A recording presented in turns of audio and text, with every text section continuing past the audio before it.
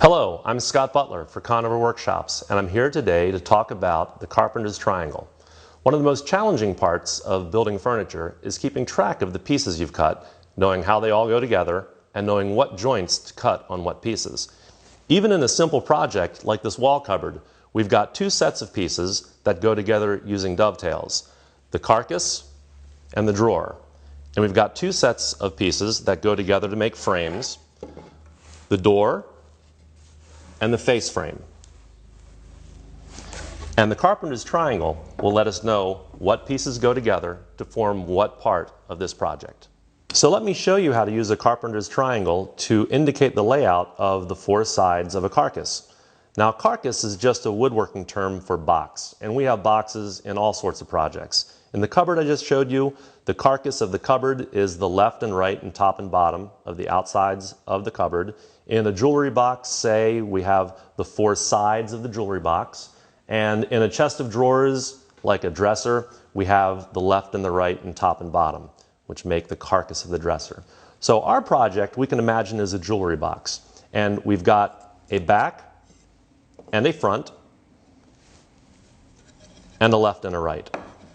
Now, the Carpenter's triangle is going to let us keep track of not only which piece is which, but how they all orient with each other, which is top, bottom, left, right, and which is the outside. In modern woodworking, we keep track of the show face, which is the outside of each piece. And the way a Carpenter's triangle lets us keep track of these pieces is like this. I draw a triangle across the edges of the front and the back, and the triangle points towards the back of the piece. On the left and the right, I draw a triangle across the edges of these pieces, and the triangle points to the back of the piece. And when we're all done with our triangles, they lay out like this.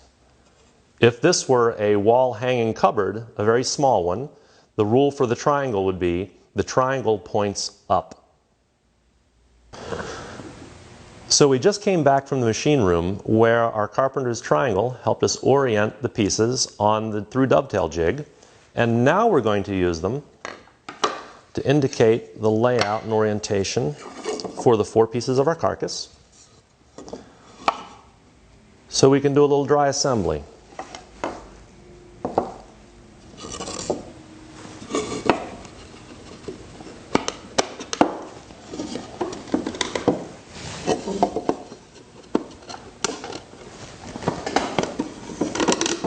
And everything looks good. I think we're ready for glue up. Now let me show you how to use a Carpenter's triangle to lay out the pieces of a face frame, like on the cupboard I just showed you.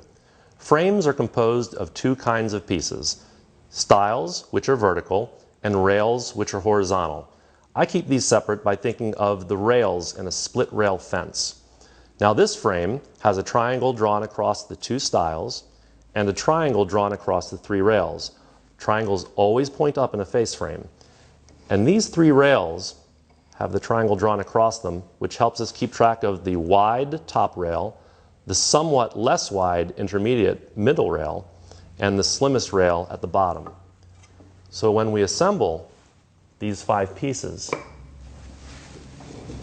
they're oriented something like this. So using the layout methods we just discussed, here is an example of a dry assembled door that shows the Carpenter's triangle in use on the rails and the stiles. On the rails, we have the triangle clearly pointing up with the base at the bottom and the tip at the top. And on the left and the right hand stiles, we also have the base at the bottom and the tip pointing up. Now, this dry assembled door has a little bit of extra length on the stiles because it was cut using hand tool joinery methods, and the mortises were chopped using a mortising chisel. And this little bit of extra wood at the top and the bottom is called a horn. And if it weren't there when we were chopping the mortises, the end of the stiles might split. So it's a little insurance policy. And after we glue up this door and let it dry, the horns will just be cut off. Now, The other piece that we've kept track of using our Carpenter's triangle is our drawer. And the drawer, remember, Carpenter's triangles on drawers, the arrow points in. So here's the front, the wide front, and the skinny back with the tip of the arrow on the back, so it slides into the drawer cavity like that. So I hope this makes it clear how using the Carpenter's triangle can help you keep track of all the pieces that go together to make your piece of furniture. This concludes our free demonstration of the Carpenter's triangle. The Carpenter's triangle is a simple trick, but using it consistently will pay dividends in your woodworking endeavors. On behalf of Ernie and myself, I'd like to thank you for attending, and we hope to see you soon in Conover Workshop's online school.